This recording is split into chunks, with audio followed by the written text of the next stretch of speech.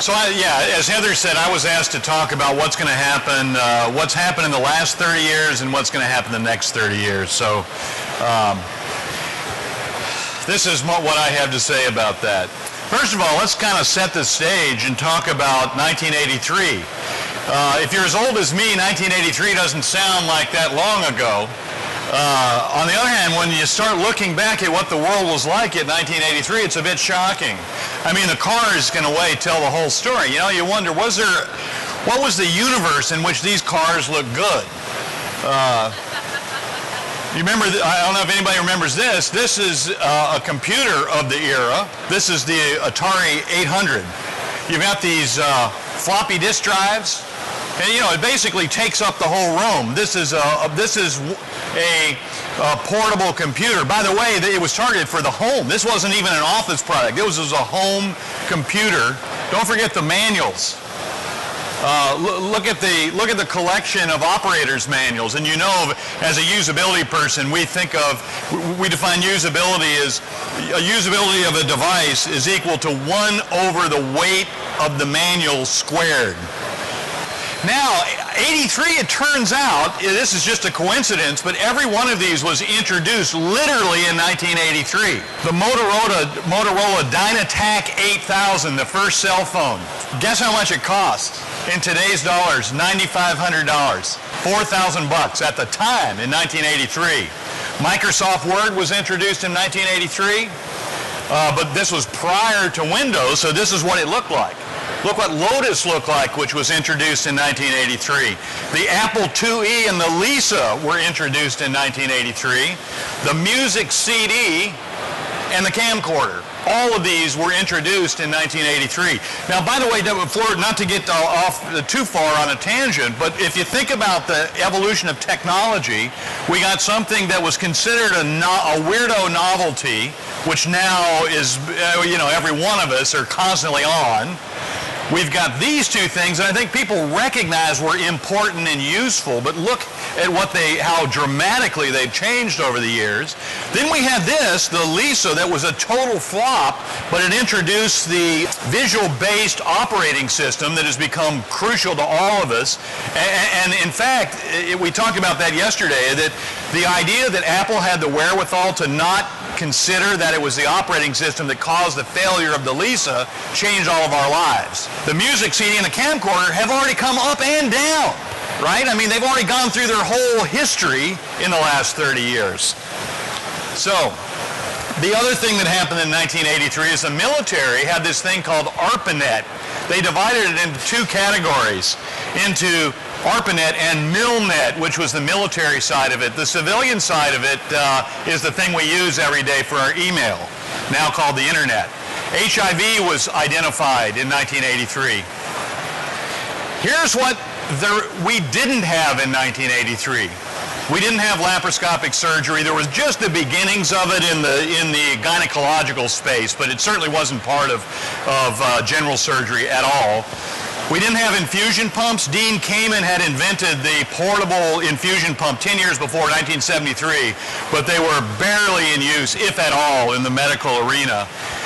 We didn't have any ICDs, that is, implanted defibrillators. We had pacemakers, but only one-chamber pacers, and there were no genetically engineered drugs. But most important of all, there was no Steve Wilcox. I was still teaching psychology. I didn't join this world until the next year, 1984. Pathetic, isn't it? That's what I look like. Now, 4 years before, Canon had been founded, and look at the vision. Van Sears, who founded Canon and created MD&M, which first came out in '79. Look at the vision, creating a bridge between device manufacturers and FDA. And why was that important? Well, let's look at the history of the standards and regulations for a second. So we've got 76 was when the so-called medical device amendments were passed. And this was really the beginning of real regulation. Prior to that, FDA didn't really regulate medical devices at all. CDRH wasn't created until the year before 1983. It wasn't until 1990 that the Safe Medical Devices Act was passed, which is there was no validation before that in the sense that we have it today. No design controls, no post-market surveillance. That all was put into place in 1990. The very first medical device standard, at least I'm going to talk about usability, safety, and so on, my kind of part of things. HE 48 was introduced in 1993, and what was it? It was actually the mil-spec 14972 with a search and replace. Because of Microsoft Word, you could now do searches and replaces, and they took weapon and replaced it with medical device. The first process standard for human factors was HE 74 in 2001. Well, these were written by Amy's Human Factors Engineering Committee. Then that was transformed in effect into the collateral standard of 60601-1 in 2004. 2007 was 62366, which is the human factors standard we all have to live with now. HE 75 just came out 3 years ago, and the FDA's draft guidance on human factors just came out in 2011. All right, so what have been some of the enabling technologies that changed the last 30 years in the medical device world? I mean, this is not a complete list, but these are the things that I've come up with anyway. Microbiology. Who would have predicted that microbiology was going to be so important to the medical device world? So now we've got stem cell therapy, we've got genetically engineered drugs, a whole new industry that didn't even exist in 1983. We've got DNA testing. Now, some of the other enabling technologies, if you combine miniaturization and computing power, you get ICDs, you get pacemakers, you get all the various pumps that we've got today. You combine miniaturization with camera and imaging technology, and you've got MIS surgery. You've got all these, think about all the catheter-enabled procedures. There were virtually none in 1983 that we have today.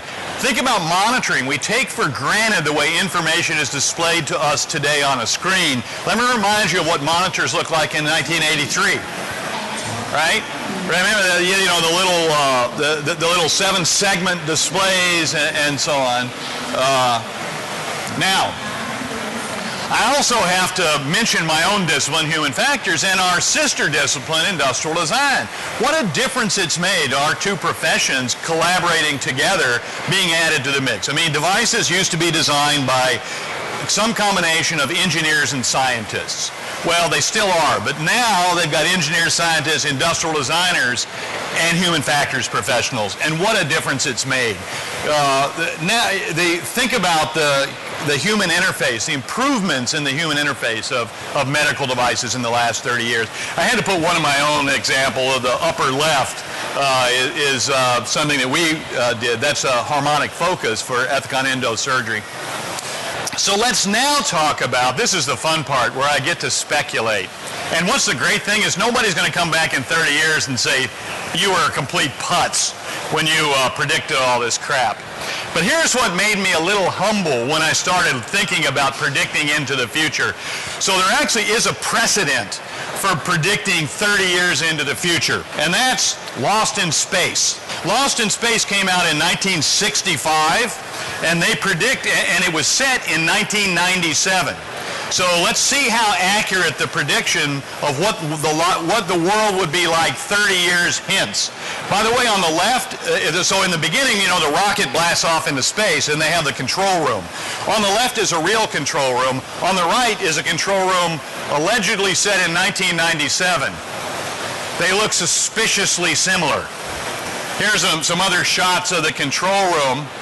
Some amazing things. I bet you wouldn't I bet you wouldn't believe that in 1997 you would still have overhead projectors. So notice they still have. Remember, and probably the younger folks don't even know what the hell I'm talking about. This is an overhead projector. It just projects cooler stuff, right? So yeah, and look at the one thing they definitely didn't get was miniaturization, right? They didn't even think of it.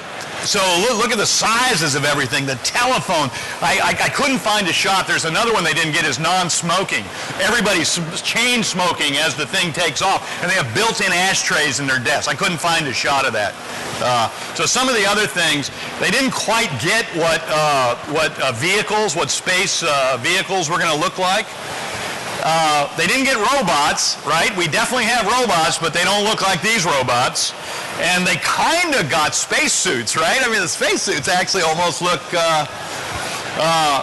they didn't get the lunar rover. You know, this is what they moved around in. Oh, by the way, the story of Lost in Space is they went to another star, so they had interstellar travel.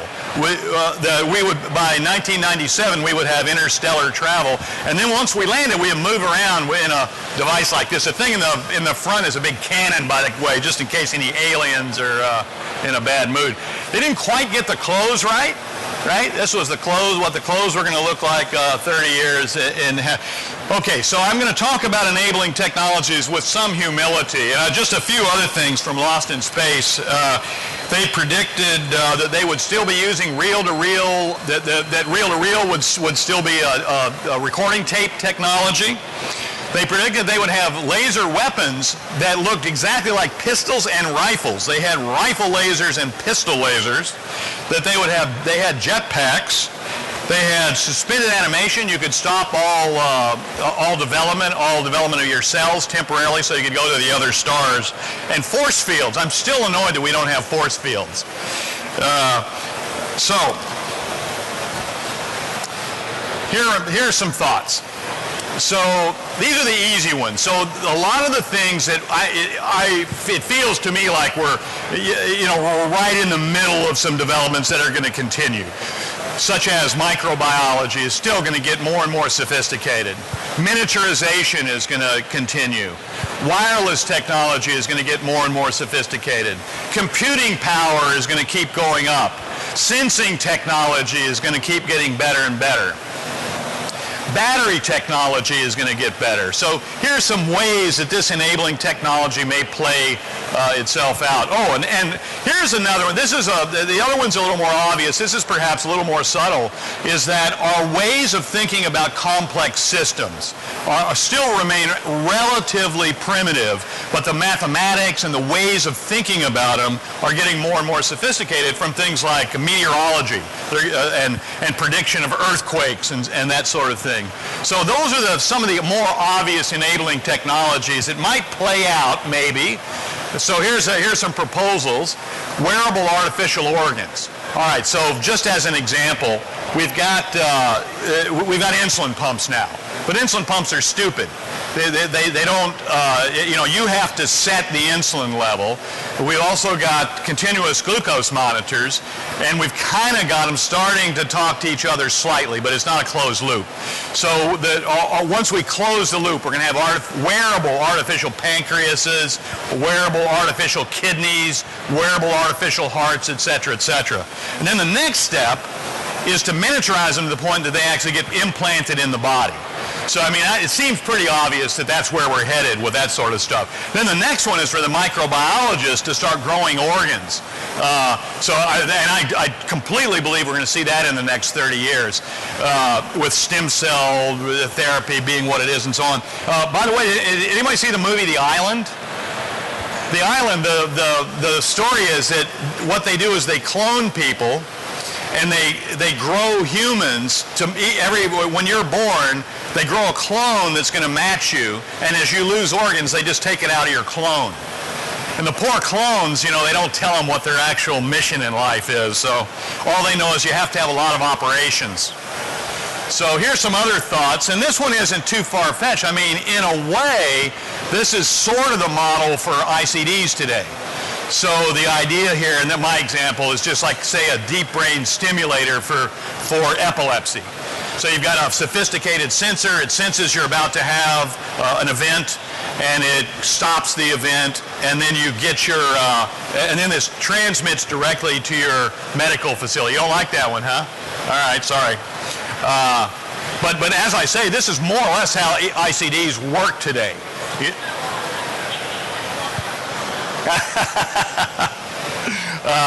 All right, so here's another one, of course, remote surgery. That is, we're going to be able to leverage surgeons and allow them to do surgery anywhere. So, particularly in rural areas, the developing world, and so on and so forth. Here's the other one. Right now, you know, you've got a problem, you go to the doc, you go to your internal medicine, and you say, well, what's your problem? And the therapy, that is the drug therapy or other therapies, they're chosen on the basis of what the disease state is. So the if-then statement is, if this disease, then this therapy. What we're going to go to is personalized medicine. So it's going to be if this disease state and this DNA, this DNA model, then this therapy. That's the part. So I would say, I think today we're missing part of the equation. That's why our prediction of the results of therapy are so poor. Once we're able to find that other piece of the equation, it's going to get much more sophisticated, I think. This is sort of related. The other one, the difference, the conceptual difference here is the idea, and so maybe it's oxygen therapy for COPD. So that can't, for whatever reasons, it won't work as a closed loop. So your remote therapist can set the therapy in real time. Okay. So those are the obvious ones. I mean, I think if I really put a gun to any of your heads, you could have come up with those. So I'm going to ask them the question of what are the internets of the next 30 years, right? Who would have predicted the internet? The answer is nobody. Who would have predicted cell phones for that matter? I don't think very many people would. So here's some thoughts about maybe what the new things might be. So one thing is psychology. Psychology today is a joke. It can't predict anything whatsoever. And I say this as a person trained in psychology. You're not going to repeat this, right? So why can't psychology predict anything? It's because their models are models of the, quote, mind, unquote. Now the problem is, if the thing you're predicting from is the mind, well, I don't know your mind. So how could I ever, in principle, predict what you're going to do? So we got to get rid of this stupid idea of the mind, and we got to have direct prediction from environment to behavior. The psychologists tried it in the 50s, and the problem is they got fixated on rats and so on, and they got to where they could predict what rats were going to do, but they never got beyond rats. Why did they use rats? Because it's the only animal you can torture without anybody complaining. So, but there's a whole kind of emerging movement called ecological psychology that's kind of moving in this other direction. So the idea is that what we call the mind has to do with that relationship between environment and behavior. But us device folks, this is what we have access to. We have access to the environment. That's what we can change. Until we find those equations that predict the effects of behavior on the basis of environmental variables, which we cannot do today, we're not going to get anywhere. And the psychologists are really good at getting tenure, but actually coming up with anything that's worthwhile, that's another problem. Okay, next. What about predicting the long-term outcomes of nutritional variables? Nutrition is at such a primitive stage of development. I've got to believe we're going to get better at that and really understand the implications of nutritional input. Here's another one, sensing and providing therapy at the molecular level. We're only at the very beginning stages. I got to believe in the next 30 years we're going to get better at that. Here's another, and here's a variation on it, nano drones. Little microscopic drones can go into your cells and fix those, cancerous mutations and so on. Here's another one. Why does fitness have to be related to willpower? I predict in the next 30 years that fitness will be completely decoupled from exercise, that we'll hook up to something overnight that'll keep us fit. And then if you want to go bike riding and stuff, you do it because you like bike riding, not because you want to stay fit. That's already taken care of. And then, of course, diagnosing with great accuracy. The accuracy of diagnosis is, I think, in 30 years, we're going to consider where we are today really poor. And this goes back to systems theory, big data, big computing power. And the notion is that we're going to have much more sophisticated mathematics for handling complex systems, and at the same time, we're going to have a lot more data from a lot more variables that's going to eliminate a lot of the variability, I think. Here's another one. Drug interactions. We know nothing. We know almost nothing. That is because the complexity of it is such. And as you know, the databases in infusion pumps, they really only are, they're very linear in their thinking. They really haven't taken into account drug interactions. Infusion pumps are going to completely understand drug interactions in the future, I think. Okay. Here's another one, transmitted power, so you don't, so all these implanted organs, all these artificial organs don't have to be taken out when the battery runs out. What's the limiting factor today? The battery. Why do you have to have an ICD replaced? Because of the battery. So that's going to be fixed by transmitted power. It already exists. It just haven't quite become feasible in the medical device area. And then drones in general. I think we're underestimating the importance of drones. Think about being able to control something remotely with great accuracy. So the military is using it right now to blow up whoever they want. I mean, you just push a button and, okay, I want to blow up Joe Blow. Okay, push a button, boom, you blow them up. It hasn't, that sort of ability hasn't really made it particularly into the civilian arena. But I gotta believe it is. I mean, why not drug deliveries via drones? So you don't have to go track something down. Here's another one for people with severe disabilities. How about just sending your little drone to the museum, that allows you to look at, maybe you send your drone to the rock concert so you can participate remotely in events, blah, blah, blah. So anyway, we're gonna see a lot from drones, I think. Here's another one. I don't know if you have been following this whole area. There have been a lot of articles about it turns out that I think I have this more or less correct. Is only about 1/3 of the cells in our body are actually our own cells, have our own DNA. The other 2/3 are all kinds of other symbiotic organisms, and we're only just beginning to learn what all these symbiotic organisms do. But the thought is that a lot of healthcare-related stuff is related not to our own cells, but to our friends that are in our gut and all over the place. And we're going to be able to control them. Also, really figuring out about what causes aging and what drives aging. In fact, if you look up the cause of aging, in the area of gerontology, you'll get like 20 theories. There's the Xerox theory. That is, oh yeah, well, your cell replicates. Each replication, there's a random number of errors. So just like if you keep Xeroxing the Xerox, eventually you're going to wear, you're not going to, it's going to, yeah. So that's probably the true one. But anyway, that's only one of like 20 theories. Oh no, it's caused by certain cellular changes. No, it's actually caused by the mechanical structure wearing out, blah, blah, blah. So we're going to eventually figure that out. Understanding sleep, we know nothing about sleep. I don't know if you're old enough to have gone to a sleep therapist, which I have, but they don't have a clue. They don't even know what the purpose of sleep is. So anyway, we're going to figure that out hopefully in the next 30 years. And not to speak of the brain and the nervous system, the kinds of stuff right now is so crude I can't even begin to tell you. That doesn't mean you can't go to a marketing conference and somebody would make a presentation about the brain, say, well, because of the new developments in what we've learned about the brain, now you can be a better marketer. Those people, there's a name for them. They're called charlatans. There's nothing in brain research that actually helps us predict anything in everyday life that I know of. Okay, thanks.